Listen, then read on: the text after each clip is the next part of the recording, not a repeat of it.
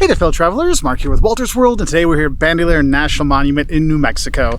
And today we're going to talk about some of the scams that travelers might see when they do come here to the U.S. Now, don't read anything into us. The national park system in the U.S. is no scam. It is a fantastic thing.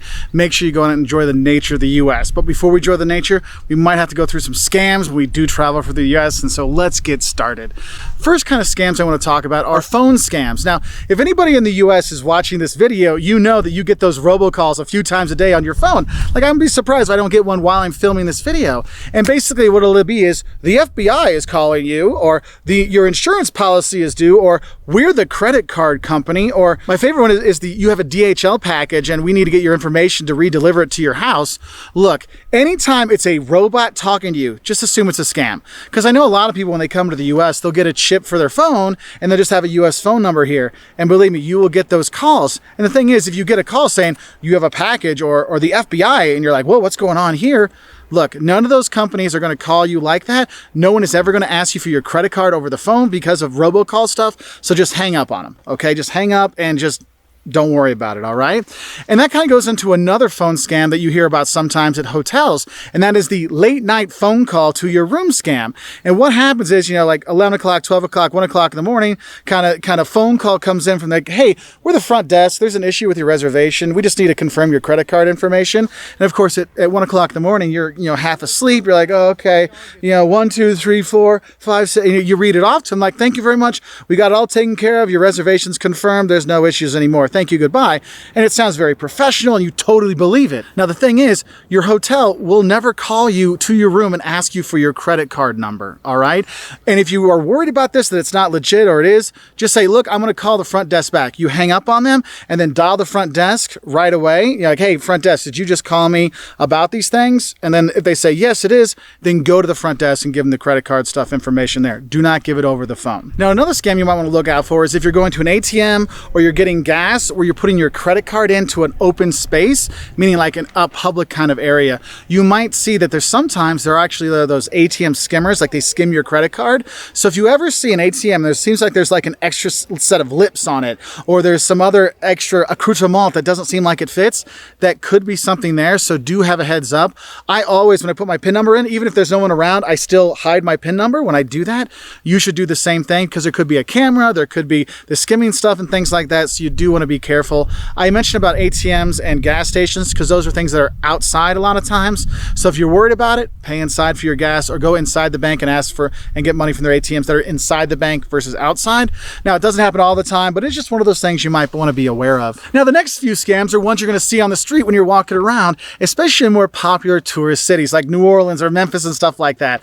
I know in New Orleans, the most common one you're going to hear is, I bet you $10 I know where you got those shoes. That scam basically is, you bet them there's no way you know where I bought my shoes. No, it's where you got your shoes, all right? And so you're like, oh, I'll bet you $10, I'll bet you $20 you'll never guess where I got my shoes. No way. And then the guy goes, you got those shoes here in New Orleans, Louisiana. And you're like, oh, damn, you're right. I do got my shoes right here. Don't fall for that one. Just be like, hey, I got these shoes, and then insert the town you're in and be like, thanks, man, and walk on by, because you know what? You know that scam. Another scam that's very similar is the I bet I know your name scam. And what will basically happen is they'll talk to you and say, look, I bet you $10 I can guess your name. And you're like, no, you'll never be able to guess this. Like, I tell you what, I'll guess your last name based on your first name, okay? And you're like, oh, they'll never guess that. Or I'll spell your last name just based on your first name. And basically what ends up happening is you end up giving your first name thinking that they're betting on your last name, when it's just your first name they're going for, and they win that way. And the thing is, in those two scams, whether it's the, I know you got your shoes, or I bet you I can say your name, they're just using word games to confuse you and trick you, and they get your money that way, okay? Because if you don't pay them, they're going to come after you, and it gets really annoying, but you just walk away. If you see a cop, just say, hey, this guy's bothering me. That'll get them away from you, so have a heads up for that. Another thing that I consistently see tourists fall for everywhere in the world, including the US, is the shell game, or the card game. You know, where there's like 3 shells or 3 cards, and they're moving them around like this. You see it in movies all the time. People fall for it all the time, and I don't know why. Because they're like, well, that guy won, and it seems so easy to do. Well, the person that won is, 1, either a plant, okay, they have that, or 2, they specifically let certain people win, like some little kid and something like that win, so then people go, oh, if they won, I can totally win, and you go in with your $50 to try to win, and boom, it disappears and you lose. So don't fall for that scam. Now, one of my most annoying scams I see out here, which one I think think is really dishonest and disingenuous is whenever you go to a famous site and there's the photographer, the professional photographer scam. I saw this a lot in Vegas. There's a guy or a lady that's standing right by the Las Vegas sign, and they make it look like they're the only people that can really take the good shot of the Las Vegas sign. And so you'll be like waiting in line, like, oh, I'll take the picture for you. And you think they're there from like the Las Vegas Tourism Bureau or something like that. They're not. Anybody can take a picture of that sign. Anybody can take a picture of Mickey and things like that. What you got to realize is those people are there to kind of scam you to get you to pay $20 for a picture that you can take with your phone. Okay, so if you're at a famous site and people are like, oh, we can do your pictures for you. No. You're good to go. That's why you have the reverse, so you can do the selfie picture, okay? Or what's crazy, you could ask some of the other tourists that are there if they'll take a picture for you and save yourself the 10 or $20 or the headaches, okay? So just realize that no one has the right to like block off the rest of the Las Vegas sign or block that great view of the Statue of Liberty because they're a professional photographer. No, it's open to anybody to take their picture. Now, another scam you might see some places, it's not necessarily an illegal scam, but it's still annoying. The pedicab scam you might see some places. Basically, the pedicabs can charge you anything.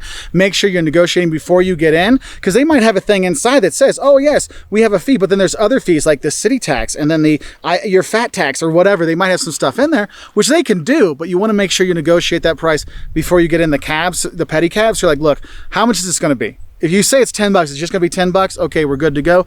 Then you're okay because you just hop in and you ride on the ride.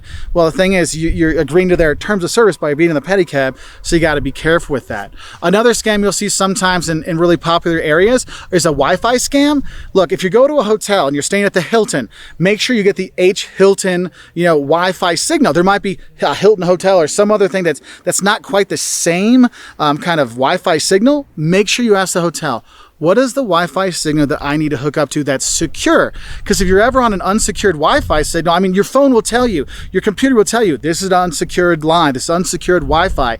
Anybody can steal that information. And if they set up a fake Wi-Fi signal and you log on to it, whatever you send, they can look over. So if you're sending your bank stuff or private emails or your credit card, they can get that. So do have a heads up and only do the secured site and get the passwords and all those things. Just make sure it's the right Wi-Fi that you think you're signing into. Now, another one which always gets me, which is kind of similar to the other photographer scam, this is the taking a picture with some famous person in some famous location scam. Whether it's Spider-Man in New York or some, the Terminator in Los Angeles or wherever, or Elvis in Vegas, they have people that are there like, oh, come take your picture with me, come on. And they're really, really good at this with little kids. Oh, you need to have a picture with Elvis and the little kids. Doesn't every little kid love Spider-Man? Of course they do. And they want their picture with them. And those people want to get paid for that picture. And if you don't, a lot of them can be really jerks about it too. It's because you take a picture like, hey, where's my money? I want my money. And they'll like follow you. So do have a heads up with that, because realize you're going to get with that person or that entity at some famous site, they're probably going to want you to pay. Now, Mickey's not going to make you pay if you're Mickey Mouse at Disney World. No, they're not going to do that. It's when you're out in public and things like that. Now, the next kind of scams I want to talk about are the taxi scams. And a lot of these are same everywhere in the world, but it's always good to remind yourself of some of these taxi scams. So obviously the biggest one is the taxi goes the long way around. So for example, in Las Vegas, there's two ways to get to the Strip. There's the short way that's cheaper, or there's the long way that goes a little bit more and costs you a bit more money. And you will have taxis that sometimes do that go the long way to get somewhere. So what I always recommend is, have your phone, have your GPS, and so you know where you should be going. Also, talk to the hotel to ask them how long should it take, how much should it cost in general, so you have an idea of how much that taxi should be to get from the airport or the train station or the bus station or wherever to your hotel, okay? Another taxi scam you might see is sometimes they might zero out the taxi meter when you get there, and if you're not paying attention, it might be at $25. They zero it out and you're like, oh, it was 30. Wait, no, I thought it was 25. It said there. Oh, well, I already zeroed it out, man. Sorry. It's $30 here. Again, that's why you want to, keep an eye on the meter, but also ask the hotel or ask how much it should be to take a taxi to that spot, just so you have a rough idea. And then the last taxi one I want to talk about is the taxi driver forgets to get all your bags out of the bag scam. And this doesn't happen too often. It's something to pay attention to. It's especially if you've got a lot of people and a lot of bags. Well, the thing is, you fill up the back of the suitcase with 6 or 7 bags, and when they're taking it out at the hotel and putting it on the little trolley thing, you might forget one, or they might accidentally forget one in the car. And it's an honest mistake, because then if you catch it and you catch them, they're like, oh yeah, it's in the bag, I forgot. these kind of things do happen. So what I always recommend is when you get to the hotel, make sure you're out there with the taxi driver getting the bags off and just paying attention. Yeah, you can help them out, or you're just watching to see them put it on there, because these things do happen. And why lose a bag for no apparent reason other than they forgot it in the back of the taxi?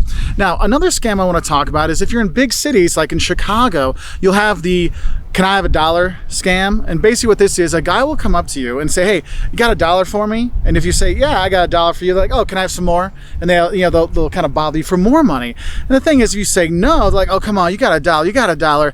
They do kind of harass you and stuff like that. Just say, "No, sorry, man, I don't got any cash on me, just cards," and just walk away, because that is something you will see. Now, another scam you might see, and this is one you'll see more near bus stations and train stations, or actually in bus stations or in train stations, and that is someone will come up to you, ask you for money for a train or money for a bus. They're like, "Oh, I just need a couple more dollars to get my train to Milwaukee, or get my train to St. Louis, or my bus to Peoria, or my bus to Fort Lauderdale," or wherever. They kind of come with these destinations that are relatively close by, so it seems like it's more realistic. Oh, they could be taking a bus just a couple hours away. Oh, they could be just taking the bus from Santa Fe to Albuquerque, or the Railroader train from Santa Fe to Albuquerque. That sounds realistic. I'll give them that $10. And usually they're not expensive bus tickets or train tickets, because you're like, "Oh, a $10 train ticket? Sure, no problem." You give them the money that way. They're doing this to get your money. If you really want to help these people out, you got to go up and say, "Look, I will gladly go and buy the bus ticket for you. I will gladly go buy that train ticket for you," and go and buy it. Don't give them the cash to buy it. You go do that. And that's when you really see that it's actually just a scam. They're just trying to get your money from you. Because another scam you really have to realize is there are beggars that have really great sob stories, okay? Don't trust any of the sob stories. I mean, they'll write it on there, and they could say they're a veteran. They could say they're homeless. They could say whatever. There's no guarantee that that's there.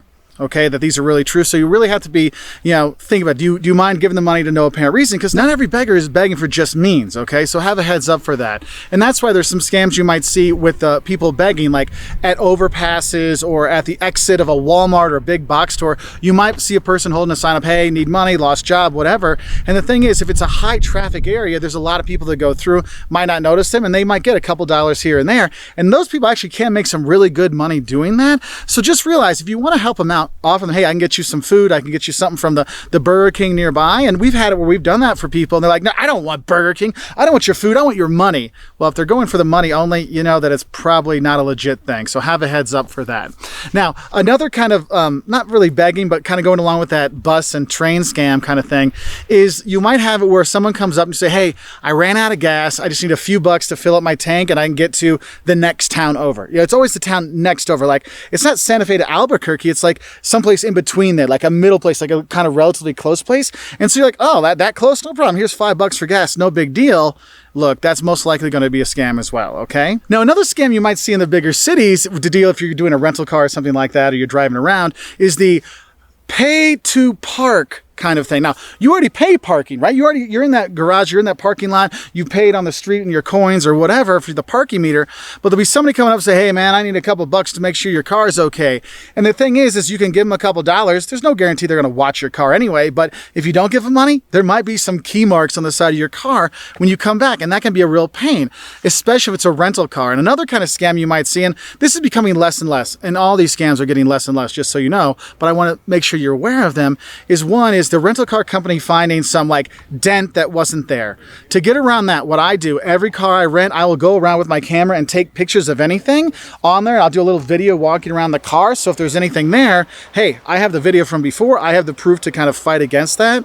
Now, if you're in the bigger chains, so the Nationals or Enterprises or Hertz, usually that's not really an issue, but if you're in a smaller one, that's where some more of the issues have come. So have a heads up for that. And then to finish off, I think I should just talk about, you need to know the usual kind of scams that you do see anywhere in the world. The pickpockets do exist at busy sites and on public transportation, so have a heads up for that. There's always those distraction scams, getting the mustard on here, so you take your bag off to clean it off and they take your bag without you realizing it, or the bird poop scam, which does the same thing. There's those kind of things you have to watch out for. And of course, it's not really a scam, but just one of the bad things about being a tourist in the US, the bad service you're probably going to get at a super over touristy destination, because they know there's going to be more tourists coming every single day, so your service might not be as great as it should should be when you're traveling in the US. So I hope this helps you know some of the scams you might see when you do travel to the US. There's so many great places to see in the US, the national parks or the national monuments like here in Bandelier National Monument. I do hope you go out and explore and enjoy the US. It's a fantastic country to visit from sea to shining sea. I hope you do enjoy it.